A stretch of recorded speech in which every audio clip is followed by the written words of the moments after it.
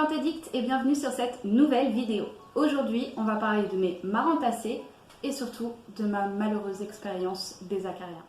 Effectivement, depuis un bon mois et demi, je suis en plein dedans. Une grosse invasion d'acariens. On les appelle aussi des araignées rouges parce qu'ils ont 8 pattes. Et c'est une vraie galère. Je connaissais les thrips et les cochenilles. J'avais pas forcément envie de connaître les acariens. Je sais pas ce qu'il y a. Je sais pas lequel est le pire, l'acarien ou le thrips. Aucun des deux, je dirais. Donc, on va commencer par. Il y en a un petit peu partout. Je dirais qu'on va commencer par les marantas. Donc, les marantas, j'en ai que 3 pour le moment. Il vient ici, petite cocotte. Donc j'ai la Maranta Kerchoveana classique. Voilà, elle a bien poussé et là, ça y est, avec le printemps, elle repart, elle me fait des magnifiques feuilles. Voilà. Et petite Maranta Kerchoveana variegata. Alors celle-là, je la trouve, au début, je n'aimais pas trop. Je voyais pas trop l'intérêt en fait de cette plante parce que elle ressemble vraiment beaucoup à la Kerchoveana classique. Et puis finalement, comme elle fait des petites taches rouges en fait sur les taches blanches de ses feuilles, elle est vraiment quand même plutôt kiki. Et puis elle pousse hyper bien. Et la dernière Maranta, vous l'avez déjà vu peut-être dans ma dernière vidéo, c'est la Maranta du tricolore. Voilà, le Conora tricolore. Et je l'adore. Et je pense qu'elle a kiffé son rempotage parce que là, elle me fait quand même pas mal de petites pousses. Passons maintenant aux sténantes. Donc c'est pareil, j'en ai une, 2, 3. Dont une qui a été fortement attaquée par les acariens. C'est celle-ci, c'est la Björnmarksii. Voilà. Hop. Donc j'ai coupé quand même pas mal de feuilles. Elle était un petit peu plus fournie. En plus, elle était en train de me faire plein de petites feuilles et elles sont sorties toutes desséchées à cause de l'attaque. Mais là, elle repart. Elle me fait quand même une... et 2 et 3 petites feuilles, donc je pense qu'elle va s'en sortir. Je l'aime vraiment beaucoup, j'adore ces petites feuilles là, trop mimi. Ensuite nous avons celle-ci, donc c'est l'Amabilis Mint. Alors celle-là n'a pas été attaquée par les acariens et elle se porte plutôt bien. Là, avec l'arrivée du printemps, elle me fait feuille sur feuille et j'en suis vraiment trop contente. Elle est vraiment bien fournie. Elle a, je ne sais même pas combien de pieds, je pourrais pas les compter parce que c'est vraiment la jungle dans ce pot. Donc voilà, petite louloute, elle est trop chou. Je ne sais pas où mettre les plantes. Ah! Voilà, je fais plein de bêtises, je ne sais vraiment pas où la mettre. Vidéo à l'arrache comme d'habitude. Voilà. Ensuite, la troisième sténante, je ne vais pas la déplacer, mais je pense que vous la voyez dans le cadre. Je l'ai mise là exprès. C'est la sténante Luberciana. Celle-ci, je l'ai trouvée, je ne sais plus, dans une jardinerie. C'était soit un Jardiland, soit un Truffaut. Et elle était cachée, mais vraiment cachée, au milieu de plein d'autres plantes, des monstera, etc. Et à un moment, je regarde et je vois un petit bout de feuille jaune. Je me dis, moi, qu'est-ce que c'est que ça? Cette plante, je ne l'avais jamais vue. Je l'ai achetée au printemps dernier. Et elle pousse de fifou. Elle pousse tout le temps. Même cet hiver, elle m'a fait des feuilles magnifiques. Là, il faudrait que je la tourne parce que du coup, les feuilles ont tendance à se tourner vers la lumière. Donc, elle n'a pas un port super régulier. En hiver, elle m'a fait des feuilles plutôt vertes, comme ça, sans variégation. Mais là, avec le retour du printemps et le soleil qui inonde le coin où elle se trouve, ça y est, elle me refait des feuilles avec du jaune et du vert un peu plus clair. Elle est vraiment magnifique. Elle non plus n'a pas été attaquée par les acariens. Je trouve que les sténantes sont quand même moins susceptibles aux attaques de nuisibles. Parce que j'ai déjà eu aussi des thrips et j'ai pas eu de thrips sur ces plantes-là. Les marantas non plus d'ailleurs. Par contre, bon, faut dire quand même que les calathea, des nids à nuisibles. Voilà, c'est tout ce que je peux dire. D'ailleurs, passons maintenant au calathea. Alors, on va passer à la plus facile ici pour moi. C'est celle-ci, c'est la Calathea rufibarba. Il me semble que j'en ai parlé dans une de mes anciennes vidéos. C'était le top 5. C'était un tag voilà, proposé par une autre chaîne que j'avais fait. Et du coup, j'en avais parlé. C'est une Calathea avec des petits poils sur le revers de ses feuilles. Et ce qui la rend tellement douce. Et pour moi, c'est la plus facile parce que elle dit quand elle a soif, au lieu de tout de suite brunir sur le bord de ses feuilles, elle affaisse ses feuilles, vraiment, ça se voit direct.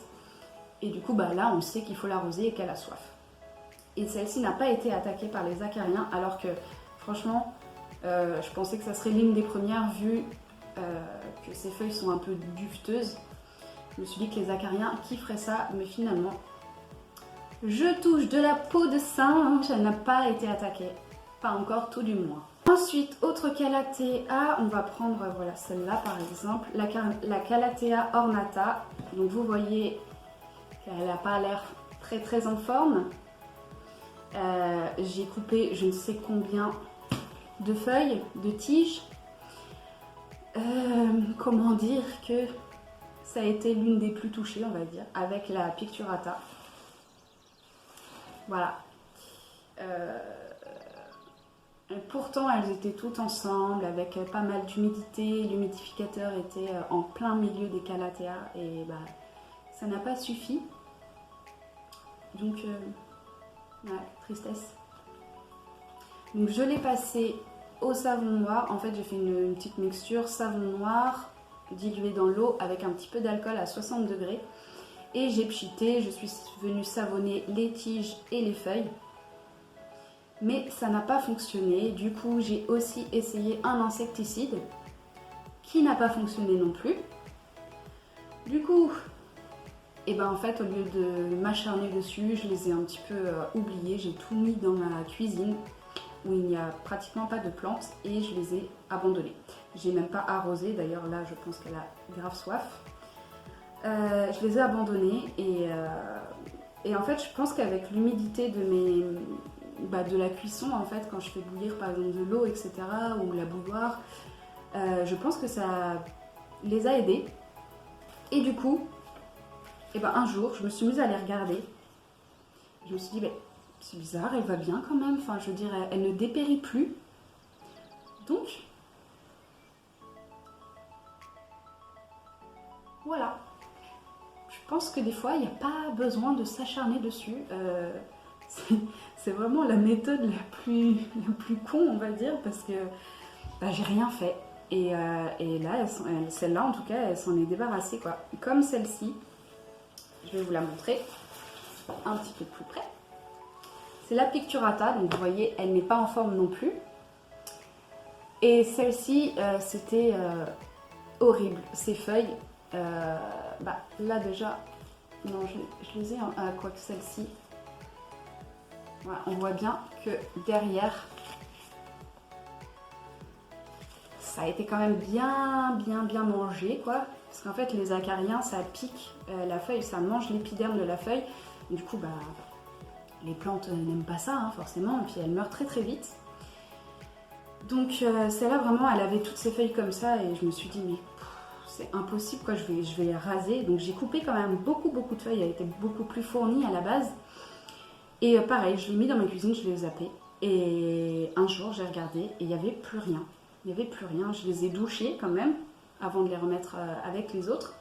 Et depuis, bam, bam, bam, bam, là, elle commence à repousser. Donc celle-là, c'est l'une des Calathea que je surveille le plus parce que c'est celle qui a été vraiment attaquée comme une dingue. Mais elle a survécu. Et je suis plutôt contente en fait de ne pas l'avoir rasée. Donc retourne avec ta copine. Tu vas quand même retourner dans la cuisine. Alors oui, elles ont plus d'acariens, ou en tout cas moi j'en vois plus. Il faut savoir que les acariens, ce sont des toutes petites bêtes qui font moins d'1 millimètre. Donc c'est hyper dur à voir à l'œil nu, hein, à moins d'avoir une grosse loupe. C'est quand même chaud et En tout cas ici à la maison, moi quand j'en vois c'est que c'est trop tard quoi, qu'il y a une grosse infection et que c'est chaud pour la plante quoi. Parce que ça tisse des toiles en fait, au bout d'un moment il y a des toiles qui se forment, comment dire, qui, en fait, entre les feuilles en fait, et même sur le revers des feuilles il y a comme des très fines toiles d'araignée et quand on arrive à ce stade c'est que bon, la plante a chaud aux fesses, si on peut le dire. Ensuite on va passer aux 2 calathea qui me font la misère et c'est pas à cause des acariens. Je sais pas, je pense que c'est un peu les plus chiantes, en tout cas pour moi. Je ne sais pas ce qu'elles ont et elles me saoulent de ouf. C'est parti, je vais vous les montrer. La calathea médaillon, elle fait toujours la tronche. Je ne sais pas. J'ai l'habitude d'arroser mes calathea de façon correcte. Mais non, ça ne veut pas, Et c'est la même chose pour celle-ci. Le cache-pot est lourd. Celle-ci là, la noire là. Je n'en peux plus de celle-là. Elle ne pousse pas, mais elle ne meurt pas non plus. J'arrive pas à les comprendre. Alors celle-là, je ne l'ai jamais rempotée. Peut-être que je devrais d'ailleurs là au printemps. Mais ouais, non, ça c'est vraiment des plantes. C'est les 2 seules calathea vraiment avec lesquelles j'y arrive pas du tout. Même sans nuisible, c'est chaud. Je trouve que c'est vraiment des petites princesses. Après, heureusement qu'elles sont jolies, parce que sinon je pense que ça ferait longtemps que je les aurais données à quelqu'un. Mais en même temps, je ne sais même pas qui voudrait de ces plantes. Parce qu'il y a quand même pas mal de gens qui sont fâchés avec les calathea. Donc bon, à voir, je ne sais pas trop ce que je vais en faire. À voir avec le printemps déjà, si ça pousse ou pas, je ne sais pas. Donc je les mets là, hop. Et ouais, je les appelle les princesses quoi, parce que franchement, elles sont bien chiantes. Autre calathea qui a été attaquée par les acariens, et ça, j'avais quand même bien les boules parce que c'est juste une bouture, donc je me dis, c'est chaud, si je perds 2 feuilles, ça me ferait les boules puisqu'elle n'en a que 2 aussi, c'est la calathea White Fusion. On peut voir que la feuille a séché ici, et surtout qu'il y a des petites, c'est pas sur celle-là, c'est sur celle-là. En fait, il y a comme des décolorations, et ça, c'est en fait les piqûres d'acariens. Je sais pas si on verra très bien, parce que avec mon téléphone, c'est pas la joie niveau image. Mais ouais, voilà, c'est la première que j'ai traitée vraiment en urgence. Je voyais rien, il y avait pas de, enfin, je voyais pas les bêtes et tout, mais j'ai paniqué, du coup j'ai étouffé. Et voilà, là, elle a arrêté de sécher et je ne vois plus de nouvelles petites piqûres ou quoi que ce soit. Les anciennes piqûres ont séché aussi, donc je me dis que elle est peut-être sauvée. À voir. Voilà, et je crois qu'il y a une nouvelle feuille qui arrive. Hihi, trop bien. Dernière calathea, il me semble, oui, c'est celle-ci. Vous la connaissez si vous me suivez, si vous êtes abonné, etc. C'est la Warzer. Je ne sais pas prononcer son nom, hein, toujours. Elle, il n'y a rien à dire, je la kiffe. C'est ma plante préférée. Et bizarrement, je la trouve aussi plutôt facile à vivre, contrairement à la médaillon là. Celle-ci me fait pas trop de misère, et puis quand elle a soif, elle enroule ses feuilles. Donc là, c'est là que je me dis, il faut que je l'arrose. Et celle-ci non plus n'a pas été attaquée par les acariens. Assez étrange parce que elle a aussi le feuillage un peu duveteux. Donc je me dis, les trips, les acariens, ça aime bien ce genre de plante, mais là, écoutez, elle a été épargnée et Dieu merci. Passons ensuite à la dernière catégorie de marantacées que j'ai à la maison, ce sont les stromantes. Donc là, on a l'astromante Triostar et ici l'astromante Magic Star. Que dire sur elles, à part qu'elles sont assez rancunières comme plantes quand même. Si on oublie un petit peu de les arroser, eh bien on a le bout qui brunit assez rapidement. Et c'est bien dommage, ça abîme vraiment leur feuillage. Et ouais, elles sont assez fragiles quand même. Pas autant que par exemple la calathea White Fusion, mais c'est quand même pas mal hein, niveau fragilité de la plante. Alors je sais que la Magic Star a été attaquée Et celle-ci, je ne sais pas trop, en fait, je l'ai traitée mais je savais pas trop. Elle allait pas super bien non plus, mais j'ai pas vu de toile ou de bestiole, mais bon, dans le doute, je l'ai traitée aussi. Et en fait, leur bout là, c'est parce que voilà, j'ai pas été du tout régulière sur les arrosages.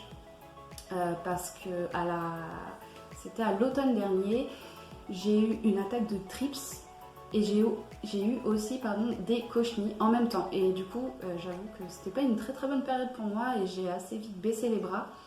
Et j'ai arrêté d'arroser mes plantes pendant quand même quelques semaines. Alors il y en a qui n'ont rien dit, mais les stromantes ont été les premières à me dire « Eh oh, France, réveille-toi, arrose-nous, occupe-toi de nous ».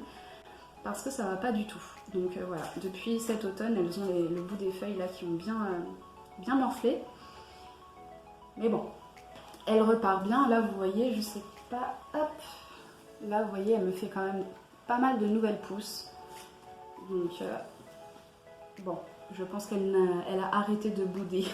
Et parmi les calatheas que j'ai rasés, du coup, je sais pas encore si je peux dire que je les ai perdus parce que si on coupe une calathea avec les rhizomes et tout, ça peut repartir.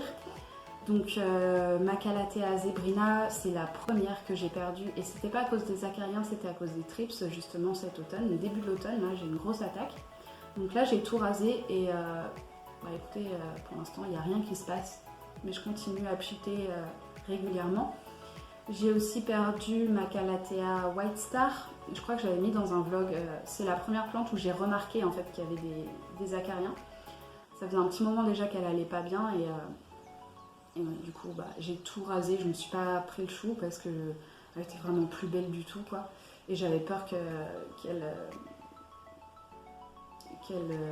refile en fait les bestioles à d'autres plantes, surtout qu'elle était à côté de mon philodendron verrucosum. Ensuite, qu'est-ce que j'ai perdu aussi? Une calathea louisae, je sais pas si ça se dit comme ça. C'était une petite plante que j'avais trouvée à Truffaut il n'y a pas assez longtemps que ça. Et celle-là, je l'avais mise aussi dans la cuisine, mais c'est la seule qui n'a pas supporté du coup ce changement. Et du coup, elle a perdu toutes ses feuilles, ça jaunissait, ça brunissait. Il y avait plein de toiles, enfin bref, j'ai tout rasé. Et elle commence à repartir. Et il me semble que c'est tout. Ouais. Mais c'est déjà pas mal, ça m'a foutu quand même bien les bouliches parce que c'est mes plantes préférées, les calatheas, les stromantes, les sténantes et les marantas. Donc voilà. Mais là j'en suis sortie, c'est pour ça que j'ose ramener mes plantes dans le salon avec toutes les autres. C'est vrai que les acariens, ça me faisait peur et j'avais raison d'en avoir peur parce que c'est vraiment galère, vraiment galère à s'en débarrasser. Et après la perte de tous mes alocasias cet hiver, c'est vrai que quand j'ai vu ça, j'ai un peu paniqué et je les avais ici quand même. Maintenant, j'ai plus peur des acariens que des trips. Parce que les trips, on les voit. Les acariens, pour moi, ils sont presque invisibles, quoi. Donc, bon. Hein, on va éviter, on va arrêter les bêtises maintenant, les filles. Hein, ça va aller?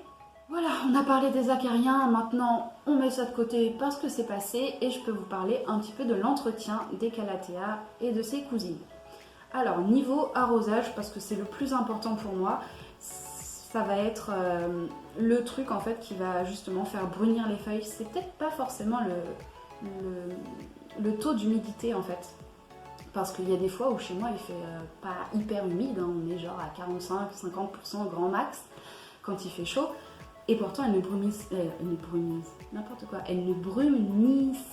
pas. Et donc, je me dis qu'en fait, tout est concentré sur l'arrosage. Si le terreau reste humide sur la durée, alors pas détrempé, hein, juste un peu humide, je pense qu'en fait, finalement, les plantes ne vont pas sécher. Hein. Ça, je pense que... Bon, après, s'il y a 10% d'humidité, oui, là, ok. Mais je pense que c'est pas un mythe, mais... Je pense qu'il ne faut pas en avoir peur en fait. C'est vraiment, il faut être hyper régulier sur l'arrosage et puis c'est tout. Avoir un bon substrat avec un mélange adapté à la plante et surtout qu'en fait elles n'ont pas forcément toutes les mêmes besoins. Par exemple, celle-ci, la sténante, je sais que si je la mets loin de mon humidificateur, mais que je suis régulière sur l'arrosage, elle va très bien se porter, elle va pas brunir ou quoi que ce soit, enfin non quoi. Pareil, celle-ci, là, la petite bouture de Maranta, elle n'est pas sèche du tout, quoi. Elle se porte très très bien et pourtant elle n'est pas dans la zone humide de mon salon. Donc voilà, à part peut-être celle-ci, la White Fusion, qui est réputée pour être un peu relou. Bon là elle a séché parce que je l'ai abandonnée dans la cuisine à cause des acariens, mais en vrai ça va quoi, c'est pas hyper chiant niveau humidité, enfin en tout cas pas chez moi, donc j'ai de la chance. Niveau exposition, c'est pas des plantes qui aiment déjà le plein soleil, bon ça c'est une miette, hein, mais c'est pas des plantes qui vont aimer la vive lumière. Elles vont vraiment kiffer être à la mi-ombre, pas à l'ombre ou pas dans une pièce où il n'y a pas de fenêtre. Mais si elles sont à 3-4 mètres de la fenêtre, ça va pas les déranger plus que ça. Après, par contre, celle-ci, la Luberciana, si vous la mettez pas trop à la lumière, si vous la mettez dans un coin où il n'y a pas beaucoup de soleil, elle va pas faire des feuilles colorées. Ces feuilles vont réverser et elles vont devenir toutes vertes. Bon, après ça c'est un choix. Et pareil pour la Stromante Trio Star et la Stromante Magic Star. Si vous voulez qu'elle garde quand même les variégations, celles-là elles sont un peu rose crème et tout, vaut mieux quand même lui donner un peu plus de lumière. Mais sinon le reste, par exemple je sais que la Maranta, le Conora, c'est une plante rampante, donc dans la nature elle va être en dessous de toutes les autres plantes, elle va pas recevoir énormément de lumière et elle va très très bien se développer aussi. Ensuite, qu'est-ce que je peux dire dessus? Du coup, elles sont hyper fragiles, hein, vous l'aurez compris, eau nuisible. Elles peuvent avoir des strips, des acariens et même des cochenilles. Ensuite, voilà, hein, c'est tout. Après, moi, dans mon substrat, en général, je mets un peu de terreau pour plantes vertes avec un peu de tourbe à l'intérieur déjà. Des écorces de pin, vous pouvez aussi mettre des écorces de coco si vous préférez. Moi je mets parfois aussi un peu de sphaigne, de la perlite, vous pouvez mettre aussi de la vermiculite parce que ça retient l'humidité. Et puis voilà, après c'est à vous de tester aussi ce qui va chez vous, avec votre plante, etc. Il n'y a pas de recette parfaite, hein, je pense, pour les substrats de n'importe quelle plante d'ailleurs. Et puis voilà, je crois que j'ai à peu près tout dit. Après, je ne suis pas une professionnelle, hein, je ne suis pas une botaniste ou quoi que ce soit. Mais je pense que, bon, à part l'attaque d'acariens qui a quand même décimé un petit peu mes plantes, je pense que je m'en sortais bien avant en fait. Et maintenant ça va repartir, hein, je vais m'y remettre. Mais voilà, c'est pas des plantes pour moi qui sont hyper compliquées. Après, ça dépend, je le dis souvent, mais ça dépend des facteurs, de beaucoup de trucs, l'humidité chez vous, la lumière, etc. Si vous êtes régulier ou pas sur l'arrosage, etc. Bref, je me répète quand même beaucoup. Je savais que je devais faire cette vidéo-là, et puis en fait, je ne l'ai pas du tout préparée, c'est complètement à l'arrache. Comme d'habitude, voilà. En tout cas, je vous remercie beaucoup d'avoir regardé cette vidéo jusqu'au bout. Je pense qu'elle va être un petit peu plus longue que d'habitude. Maintenant, je vous fais plein de gros bisous et vive les plantes!